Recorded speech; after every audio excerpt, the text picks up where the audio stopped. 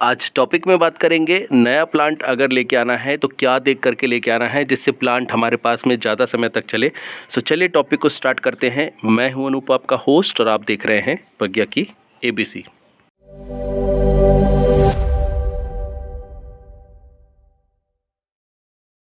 Plant को choose करते समय किन बातों को ध्यान रखना है, इसमें सबसे पहला है प्लांट के ऊपर में ग्रोथ कितनी है।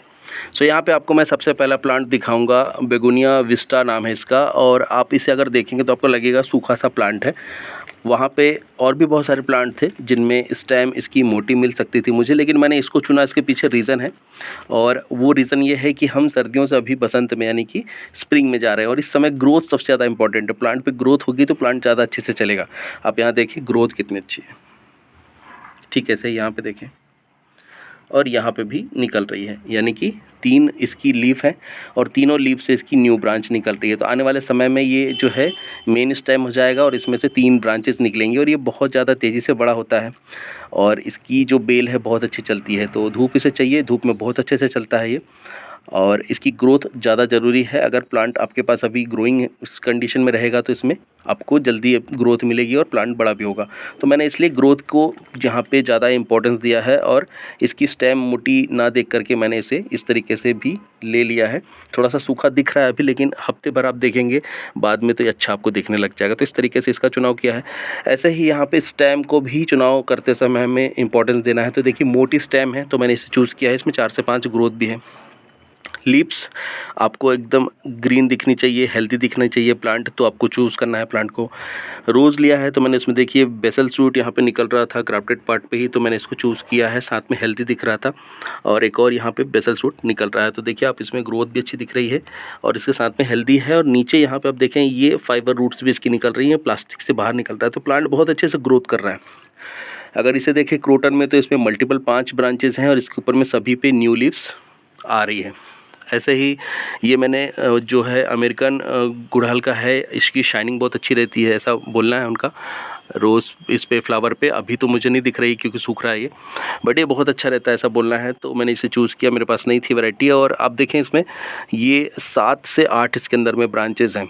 ऐसे ही डहलिया पे आप देखें ये ग्रोथ निकल रही है, और इसके साथ में इसमें मल्टीपल ब्रांचेज़ वहाँ पे दिख रही हैं। तो ये रीज़न है चूज़ करने का कि ब्रांचेज़ इसके अंदर में अपने को ज़्यादा मिल रही है, तो इसकी कटिंग में लगा सकता हूँ, और ये जो है प्लांट अलग से हो जाएगा सेपरेट एक मेरे पास में, ठीक है। से अगर पाम की बात करें तो ये नीचे का स्टेम इसका मोटा होना चाहिए, और इसमें ग्रोथ अच्छी होनी चाहिए। तो ग्रोथ भी है इसमें, नीचे से भी निकल रही है, तो इसलिए मैंने इसे चुना। ये आया है 140 में, ये आया है 100 में, ये आया है 130 में, ये आया है 80 रुपये में, ये 50 में, ये 40 रुपये में, ये 40 में, ये 50 में। कुल मिला के 680 रुपये खर्च हुए हैं इनमें, और ये आज मैं लेके आया हूँ। सो ये था बेसिक प्लांट को लेते समय। इसके साथ में जब आप प्लांट ले रहे हैं तो प्लांट को लाने के बाद में आपको इमीडिएट रिपोर्ट नहीं करना है। कम से कम 5 से 7 दिन इसे होल्ड करके रखिए, घर के एटमॉस्फेयर में, आपके घर के माहौल में इन्हें ढलने दीजिए। फिर इसके बाद में आप इन्हें रिपोर्ट करने के लिए जाइए। और जब इन्हें रिपोर्ट कर रहे हैं तो रिपोर्ट करते समय आपको इसका जो सॉइल है वेल ड्रेन बनाना है, जिसके अंदर में 30% सैंड, 30% गार्डन सॉइल, ड्राई मिट्टी, बिल्कुल सूखी मिट्टी लेनी है, पहले से सूखा के रेडी करके रखिए। 30% उसमें खाद मिलाइए, 10% नीम खली, सरसों खली मिलाइए, अच्छे से मिक्स करके ड्रेनेज होल जितने भी आपको पॉट में क्रिएट करने के लिए स्पेस है सभी को ओपन करिए, और फिर उसके बाद में इस प्लांट को लगाइए। बहुत अच्छे से चलते हैं। जो प्लांट धूप में रखने वाला है उसे धूप में रखिए। जैसे ये जो है शेड में रखने वाला इंडोर प्लांट है, तो मैं इसे ऐसी जगह रखता हूँ जहाँ पे ग्रीन नेट से इन्हें उजाला भी मिलता रहे, हल्की सी धूप मिलती है छन के, और खुली हवा भी लगती है। जो धूप में रखने वाले हैं इनको ओपन एरिया में रखते हैं जहाँ पे धूप मिल सके।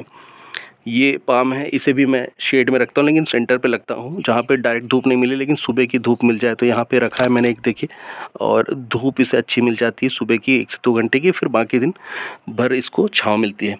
तो इस तरीके से आपको प्लांट को सिलेक्ट करना है और फिर उनको प्लेस करना है रिपोर्ट करने के बाद में। तो इन सारी बातों को ध्यान रख के आपको प्लांट लेके आना है। एक बात और ध्यान रखनी, लीव्स के ऊपर में कहीं पे भी फंगस आपको नहीं दिखना चाहिए, लीव्स पे छेद वगैरह नहीं दिखने चाहिए। जैसे यहाँ पे आप देखिए एक छेद दिख रहा है, तो ये शायद किसी पेस्ट का अटैक हो सकता है, केवल एक ही था, बाकी कहीं पे नहीं है। और इसके साथ में हेल्दी लीव्स हैं। लेकिन अगर लीव्स ख़राब हो रही हैं, कटी-फटी हो रही हैं बहुत ज़्यादा, तो फिर प्लांट थोड़ा-सा अनहेल्दी हो सकता है, तो अवॉइड करना चाहिए, ऐसे प्लांट को नहीं लेना चाहिए। तो इन सारी बेसिक बातों को ध्यान में रख के आपका प्लांट का चुनाव करना चाहिए। और इसके साथ में प्लांट पे मल्टीपल ब्रांचेस भी अगर आप देख रहे हैं तो और अच्छा है। जैसे आप देखें मैंने छोटा लिया है, लेकिन यहाँ पे ग्रोथ तो है, नीचे ब्रांचेस भी इसमें ज़्यादा हैं, 2-3 ब्रांचेस हैं। ऐसा आप देखें यहाँ पे भी है इसके अंदर में। तो इस तरीके से आपको प्लांट को सिलेक्ट करना है, जिससे आप एक अच्छी क्वालिटी का एक अच्छा हेल्दी प्लांट लेके आएँ और फिर उसे लगाएँ, तो उसके बाद में आपको रिज़ल्ट ज़्यादा अच्छे से मिलेगा और ज़्यादा आपको रिज़ल्ट के साथ में ग्रोथ भी देखने को मिलेगी, ग्रीनरी भी अच्छी रहेगी। तो इन्फॉर्मेशन थी प्लांट को लाने की, लगाने की, जिससे प्लांट आपके पास में ज़्यादा समय तक चले। टॉपिक कैसा लगा कमेंट करके ज़रूर बताइएगा। टिल देन के लिए friends, bye bye, thank you, happy gardening.